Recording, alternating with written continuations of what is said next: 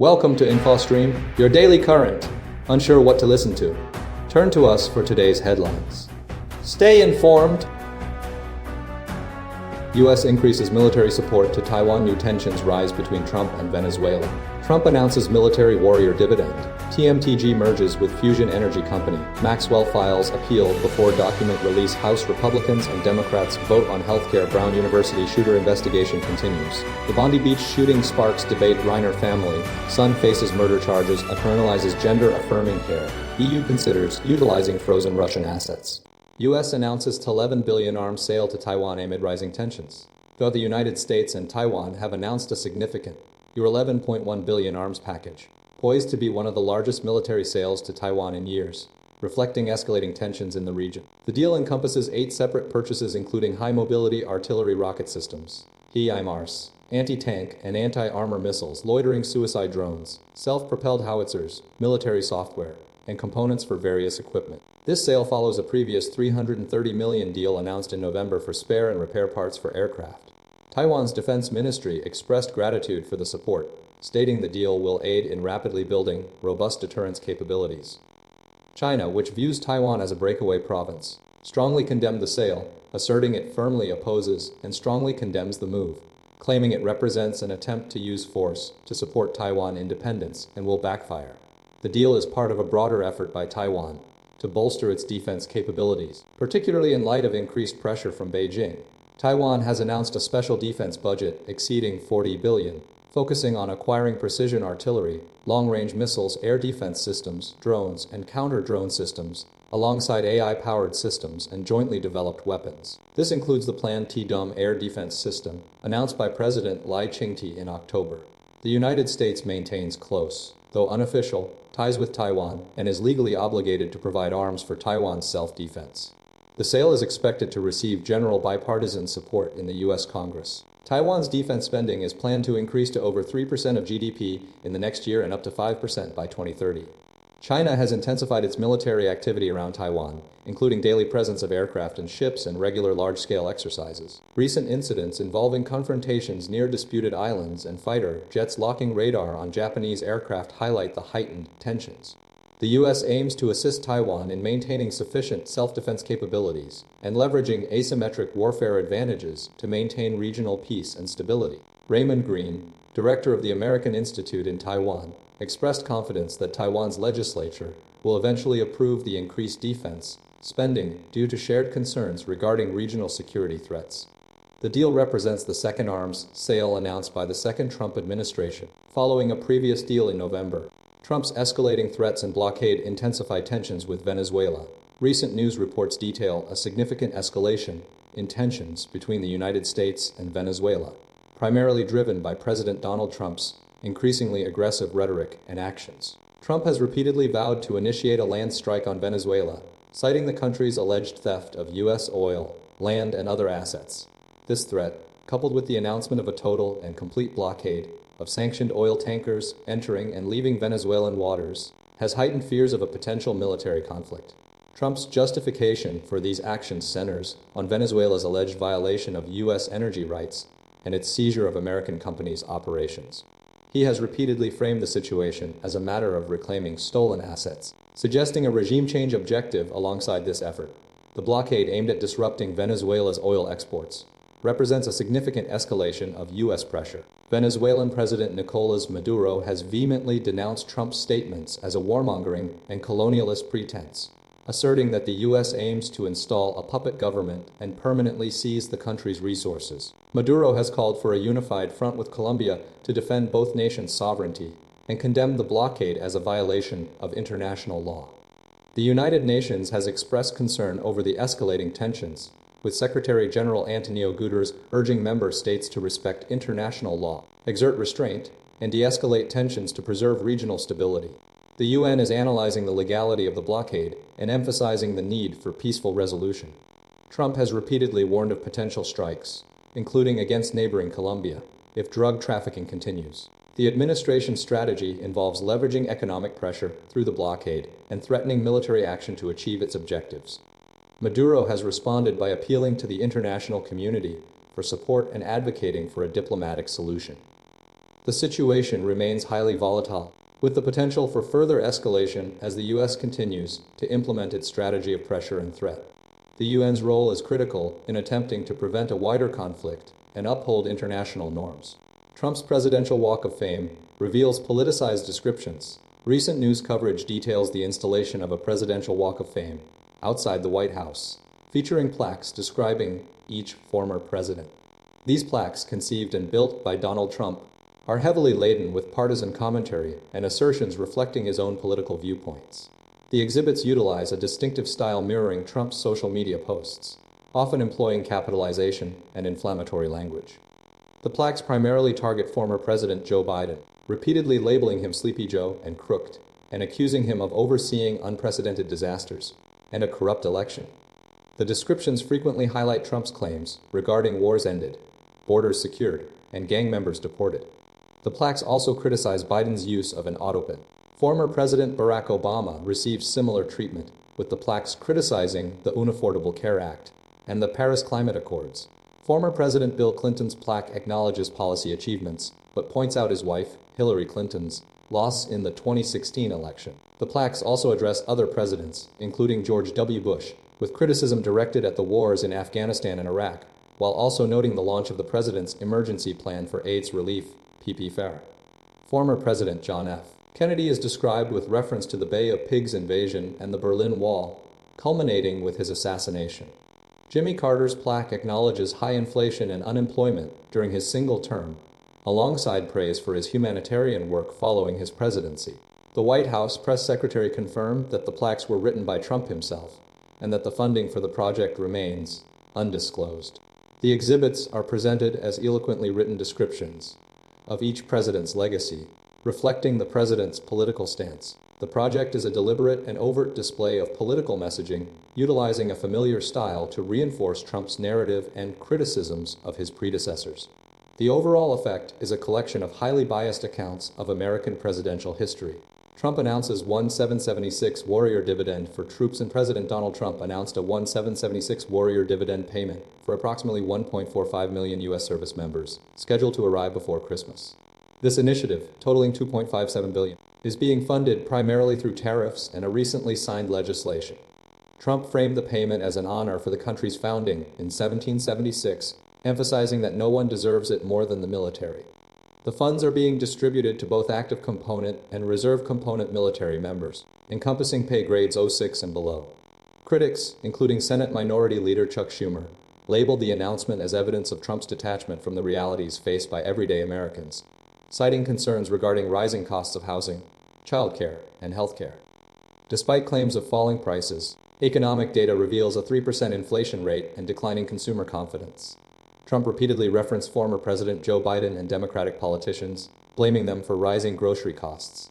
Defense Secretary Pete Hegseth directed the Pentagon to allocate $2.6 billion for this one-time payment. The initiative is part of a broader effort to supplement the basic allowance for housing entitlement, with Congress having appropriated $2.9 billion to the Department of Defense. The payments are intended to improve the housing and quality of life for military members and their families. The announcement highlights a strategic effort by the Trump administration to bolster support for the military and deflect attention from broader economic challenges. The funding mechanism relies heavily on tariffs, a controversial aspect of Trump's trade policies.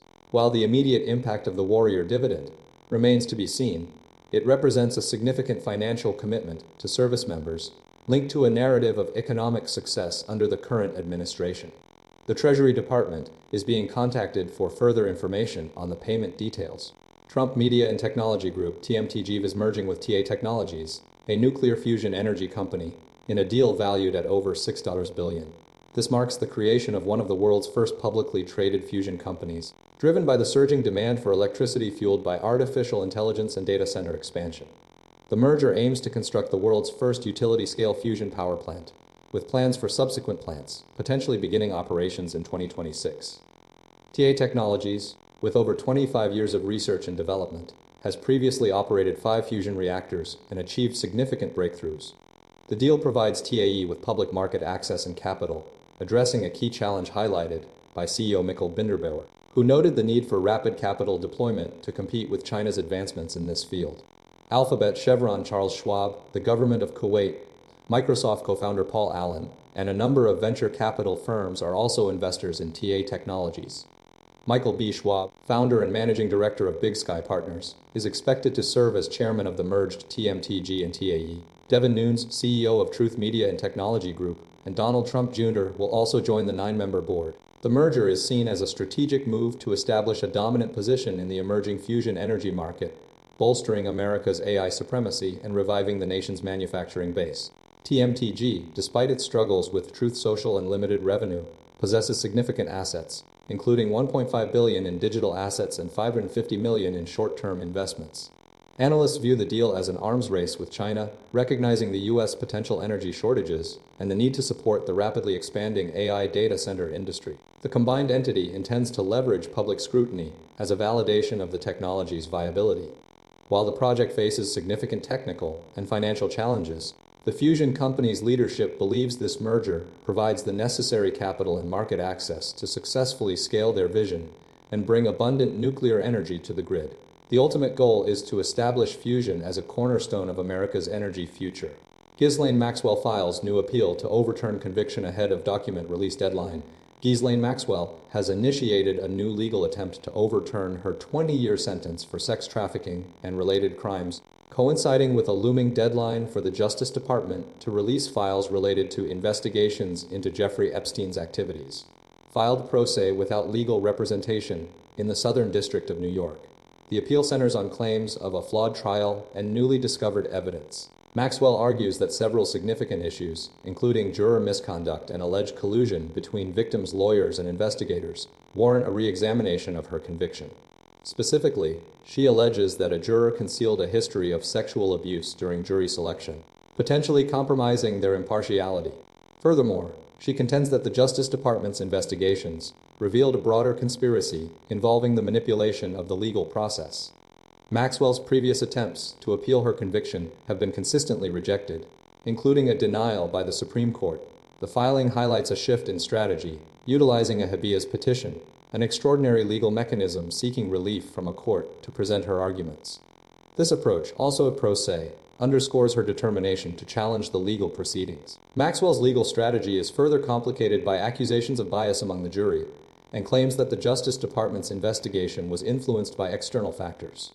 Her transfer from a Tallahassee, Florida, low-security prison to a minimum security facility in Bryan, Texas, following an interview with Deputy Attorney General Todd Blanche, has fueled speculation about preferential treatment. The Justice Department has not commented on the new petition, and the deadline for the release of Epstein-related documents, set by the Epstein Transparency Act, remains a critical factor in Maxwell's legal strategy. The entire situation is unfolding amidst ongoing concerns about the impact of Epstein's crimes on his victims, who have reported experiencing significant psychological distress. The Justice Department's adherence to the document release schedule will be crucial in determining the validity and potential success of Maxwell's final legal challenge. House Republicans joined Democrats to force vote on healthcare subsidies. Recent developments in the U.S. House of Representatives have seen a significant shift in the debate surrounding healthcare subsidies, with Republicans joining Democrats to push for a vote to extend them. The core issue revolves around the impending expiration of pandemic-era subsidies designed to lower healthcare premiums for millions of Americans.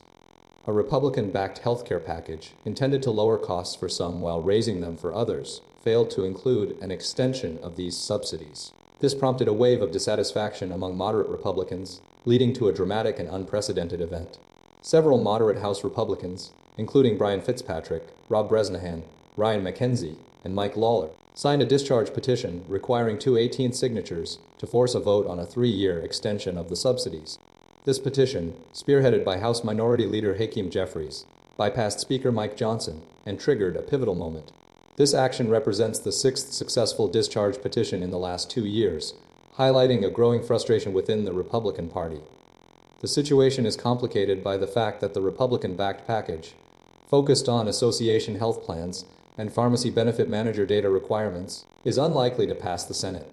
The subsidies themselves, providing crucial financial assistance to millions, are set to expire at the end of the month, potentially leading to a substantial increase in premiums. Public opinion overwhelmingly favors extending the subsidies, with 7 in 10 Americans supporting the measure, including a significant portion of Republicans. Speaker Johnson's strategy of offering a separate healthcare proposal, without extending the subsidies, is facing strong resistance from his own party members, concerned about the potential impact on their constituents and their own re-election prospects. Polling data reveals a widespread concern among Americans regarding the affordability of healthcare, particularly with the looming possibility of skyrocketing premiums. This situation underscores a significant political dilemma for Republicans, as failing to address the subsidies could further damage President Trump's approval ratings and potentially hurt their chances in the 2026 midterm elections. The move by moderate Republicans represents a notable departure from traditional party lines and highlights the growing pressure to prioritize the financial well-being of American healthcare consumers. Dan Bongino stepping down as FBI Deputy Director. Dan Bongino, the former Trump-appointed FBI Deputy Director, announced his departure from the position in January, following a tumultuous 8-month tenure marked by clashes with the Justice Department and persistent promotion of conspiracy theories. Initially appointed for his podcasting background, Bongino's role sparked controversy due to his prior dissemination of false claims surrounding the 2020 election and the January 6 pipe bomb investigation. Bongino's appointment was a departure from the FBI's traditional reliance on career agents. Attorney General Pamela Bondi and FBI Director Kash Patel expressed frustrations with Bongino's handling of the Epstein investigation, specifically the delayed release of documents. Bongino threatened to resign after officials reneged on promises to release the files, further complicating his position. A significant event was the arrest of a 30-year-old Virginia man linked to the 2021 D.C. pipe bomb incident, a case Bongino had previously spearheaded with a renewed focus. However, his persistent assertions about a potential inside job and massive cover-up following the arrest drew criticism and fueled existing conspiracy theories. Throughout his time at the FBI, Bongino frequently contradicted official narratives, particularly regarding the Epstein investigation and the origins of the D.C. pipe bomb investigation. He initially expressed skepticism about Epstein's death, later affirming that Epstein took his own life, a conclusion supported by a subsequent Justice Department and FBI memo. Bongino's departure was precipitated by a desire to return to his podcasting career and a shift in his approach, prioritizing factual investigations over expressing opinions. He acknowledged being paid for his opinions in the past, but now stated he was being compensated for his role as deputy director. The FBI director, Kash Patel, praised Bongino's contributions, noting his transparency and breakthroughs in long unsolved cases. Andrew Bailey was appointed as Bongino's replacement. Despite his efforts, Bongino's tenure was characterized by persistent skepticism and a continued promotion of misinformation, ultimately leading to his decision to step down. Brown University shooter search, missteps, and ongoing investigation. The search for the Brown University shooter continues with significant complications arising from premature announcements and investigative missteps.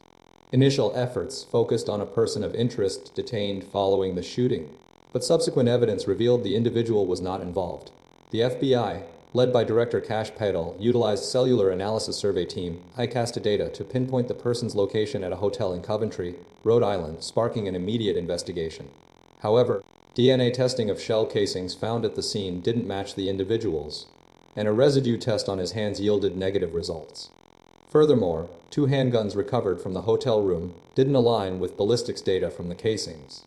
The premature announcement of the detention by Patel on social media, coupled with the lack of immediate corroborating evidence, angered local and state officials in Rhode Island, who felt it undermined the ongoing investigation and provided inaccurate information to the public. This episode echoes a previous controversy involving Patel's premature announcement regarding the investigation into the assassination of conservative activist Charlie Kirk. Despite these setbacks, the Rhode Island Attorney General, Peter Naranjo, emphasized that the investigation is proceeding and that detectives are diligently working to uncover evidence. Local law enforcement officials have maintained a strong working relationship with the FBI, though tensions arose due to Patel's public statements. The FBI has offered a 50,000 reward for tips leading to the identification and conviction of the shooter.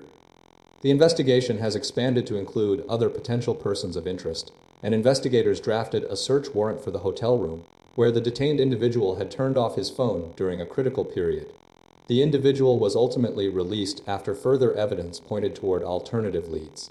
The Brown University shooting remains a local and state-led investigation, with the FBI providing assistance. The incident highlighted the importance of coordinated communication, particularly regarding emergency alerts, as underscored by the petition for merged alerts between Brown and RISD campuses. The ongoing search reflects the complexities of modern investigations, particularly the utilization of advanced technologies like cellular data analysis, while also emphasizing the need for careful communication and collaboration between investigative teams. The investigation is ongoing, with the FBI offering a reward for tips. The Bondi Beach shooting, a community grapples with tragedy and calls for action, following a devastating attack at Bondi Beach, marking the first night of Hanukkah. The community is mourning the loss of 15 individuals, including a 10-year-old girl, 2 rabbis, a Holocaust survivor, and several other victims. The attack, perpetrated by 2 gunmen, has prompted widespread grief, calls for increased security measures, and a heightened awareness of anti-Semitism. Among the victims is Matilda, a 10-year-old girl named for her love of the country where her Ukrainian family found safety. Her aunt, Lena Cherny, urged the community to focus on spreading joy and remembrance in her honor. Rabbi Eli Schlanger, the Bondi rabbi, a key organizer of the event, was tragically killed while shielding his wife. Holocaust survivor Alexander Klitman died protecting his wife, Larissa, recounting harrowing memories of his childhood in Siberia. Other victims include Peter Mader, a former police officer and freelance photographer, and Tibor Waitzen, a beloved member of the Bondi Chabad synagogue. Rabbi Yaakov Levitin, a popular coordinator for Chabad activities, and Reuven Morrison, who migrated to Australia from the former Soviet Union, were also killed. The attack has ignited a debate about security measures and the rise of anti-Semitism. Prime Minister Anthony Albanese has pledged to investigate the attack and address the underlying causes. Calls are growing for stricter gun control laws and a more proactive approach to combating hate speech. Authorities have identified the perpetrators and are pursuing leads. The community is organizing vigils, fundraising efforts, and educational programs to honor the victims and promote tolerance. The event has underscored the importance of community resilience and the need to stand together against all forms of prejudice and violence. The investigation is ongoing, and the community remains deeply affected by this horrific tragedy. The focus is now on supporting the families of the victims and ensuring that such an event never happens again. Reiner family's son appears in court amid murder charges. The legal proceedings against Nick Reiner, son of Hollywood director Rob Reiner, continue following his arrest and charges related to the deaths of his parents, Rob and Michelle Reiner. The initial court appearance on Wednesday saw Reiner waive his right to enter a plea to 2 counts of first-degree murder, with the arraignment postponed until January 7th. Presenting himself before Judge Theresa McGonigal, Reiner offered only a brief "Ice, Your Honor," in response to confirmation of his rights. The courtroom was tightly controlled, with media restricted from filming and attendees kept at a distance. Following the hearing, Reiner's legal team, led by Alan Jackson, indicated a complex case with significant challenges. Jackson stated a need for further investigation and a deliberate approach, urging restraint and respect for the legal process. He emphasized the importance of allowing the system to operate without haste or premature conclusions. The Reiner family has expressed profound grief and shock. Statements released by Jake and Romy Reiner highlighted the unimaginable pain of their loss, emphasizing the deep and cherished bond they shared with their parents. They acknowledged the devastating nature of the tragedy and expressed gratitude for the outpouring of support. Background on the case reveals a history of struggles for Nick Reiner, particularly concerning substance abuse and addiction. The family's 2015 semi-autobiographical film, Being Charlie, explored these issues, and the Reiners admitted to initially misinterpreting the advice of professionals treating their son. This film served as a catalyst for reconciliation within the family. Prior to the murder charges, Rob Reiner was a celebrated director, known for films like This Is Spinal Tap and A Few Good Men. He and his wife, Michelle Singer Reiner, also had a daughter, Romy, and a son, Jake, from previous relationships. Rob Reiner's previous marriage to Penny Marshall produced a daughter, Tracy Reiner. Throughout his career, Reiner was a vocal advocate for children's programs and initiatives, including California First 5, aiming to reduce crime and improve early childhood development. The investigation is ongoing, with prosecutors preparing to file formal charges, and the family's legal team preparing for a protracted legal battle. The case remains a deeply personal and tragic event for the Reiner family and the wider Hollywood community. House passes bill criminalizing gender-affirming care for minors. The House of Representatives passed a controversial bill titled the Protect Children's Innocence Act, spearheaded by Representative Marjorie Taylor Greene of Georgia, aimed at criminalizing gender-affirming care for minors. The bill proposes classifying treatments like surgeries and puberty blockers as Class C felonies, potentially imprisoning healthcare providers for up to 10 years. The vote was 216-11, with 3 Democrats supporting the measure and 4 Republicans opposing it. This action followed a deal secured by Green to advance a critical defense policy bill. Representative Sarah McBride, the first-out transgender member of Congress, strongly criticized the Republican efforts, stating that they are obsessed with trans people. She argued that the focus on transgender healthcare is disproportionate given the small percentage of the population represented by transgender individuals, approximately 0.6% of those aged 13 and older. McBride highlighted the administration's previous actions, including removing transgender individuals from military service, federal websites, and hate crime surveys, as evidence of a deliberate targeting of this community.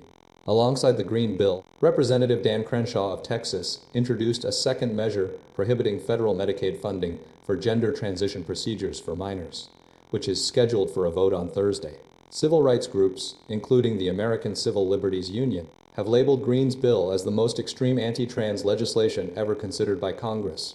The ongoing debate underscores a significant political battle over access to health care for transgender youth and highlights concerns about potential criminalization of medical care. The situation is fueled by a long-standing effort by Green to restrict youth access to gender-affirming care, aligning with a previous presidential platform. The debate centers on the appropriate level of parental involvement and the medical necessity of gender-affirming care for minors. Warner Bros. Discovery antitrust review sparks ethical concerns. The ongoing antitrust review of Warner Bros. Discovery's proposed merger with Netflix has ignited significant ethical concerns, prompting calls for Attorney General Pam Bondi to recuse herself from the process. Democratic Senators Elizabeth Warren and Richard Blumenthal have accused the review of being surrounded by a cesspool of corruption and political favoritism, citing the involvement of Ballard Partners, Bondi's former employer, which represents both Paramount and Netflix. The senators argue that Ballard's previous influence on Trump administration antitrust decisions raises serious questions about the impartiality of the review. The proposed merger between Warner Bros. Discovery and Netflix has drawn criticism from multiple political factions. Warren and Blumenthal contend that the review lacks objectivity, given Ballard's prior connections to the Trump administration. They believe the process is tainted by undue political influence, potentially jeopardizing a fair and unbiased assessment of the merger's impact on the media and entertainment landscape. David Zaslav, CEO of Warner Bros. Discovery, stated that the regulatory review has commenced, while continuing to work towards finalizing the merger with Netflix, subject to regulatory approvals. Paramount continues to pursue a takeover bid for Warner Bros. Discovery, offering $30 per share. Numerous lawmakers across both parties have expressed concerns regarding the potential media consolidation resulting from either deal. Warren and Blumenthal have warned of potential antitrust interventions if their party secures victory in the upcoming midterm elections. The situation highlights the complexities surrounding media ownership and the potential for political interference in regulatory proceedings. The review's outcome will significantly impact the future of Warner Bros. Discovery and the broader media industry. The CEO of Warner Bros. Discovery, David Zaslav, is proceeding with the merger despite the concerns. Paramount's bid for Warner Bros. Discovery remains active, adding further layers of complexity to the situation. Warner Bros. Favors Netflix deal over Paramount bid. Warner Bros. Discovery has officially rejected Paramount's the $108.4 billion takeover bid, advising shareholders to do the same. The decision stems from a belief that the existing agreement with Netflix offers superior long-term value and poses fewer risks. Paramount's offer was deemed illusory due to inadequate value and significant financial and regulatory concerns. A key factor is the perceived lack of solid backing from Paramount CEO David Ellison and his father, Larry Ellison, despite previous claims. Concerns surrounding potential financing from Middle Eastern sovereign wealth funds further complicated the situation, prompting regulatory scrutiny. The battle between Paramount and Warner Bros. Discovery is far from over, with Paramount now planning to attempt a renewed offer. Paramount's initial statement reaffirms its commitment to the $30 per share all-cash offer, aiming to sway Warner Bros. Discovery shareholders to tender their shares instead of accepting the Netflix deal. A shareholder vote is anticipated in the spring or early summer. Netflix's deal with Warner Bros. Remains intact, and the streaming giant is focused on maintaining its position as the preferred option. Warner Bros. Discovery's board chair, Sam DiPiazza, indicated the timeline for the shareholder vote. Netflix's co-CEO Ted Sarandos highlighted the company's intentions to continue releasing Warner Bros. Studio movies in theaters, addressing industry concerns regarding theatrical distribution. Regulators are actively reviewing the proposed deal between Warner Bros. Discovery and Netflix, seeking to assess potential impacts on consumer choice and the broader entertainment landscape. Netflix is proactively working to alleviate industry concerns about its potential ownership of Warner Bros. Assets. The situation highlights the ongoing consolidation of ownership within the entertainment industry and the complex negotiations surrounding major media acquisitions. Paramount's strategy centers on convincing Warner Bros. Discovery shareholders that its offer remains the most attractive. EU leaders grapple with utilizing frozen Russian assets to support Ukraine. The European Union is facing a critical juncture as leaders convene to determine whether to utilize approximately $90 billion in frozen Russian assets held within the EU to bolster Ukraine's war effort. The urgency stems from Ukraine's rapidly dwindling financial resources, with projections indicating a significant deficit of 45–50 billion euros next year. The European Commission's proposed loan, representing two-thirds of the estimated $237 billion Ukraine needs through 2026 and 2027, is central to the debate. However, Belgium, home to Euroclear, remains the primary obstacle, raising legal concerns and prompting a negative watch from ratings agency Fitch. Several options are being considered, including a direct loan from the frozen assets or an EU-backed borrowing on international markets, the latter requiring unanimous approval, currently blocked by Hungary's Viktor Orban.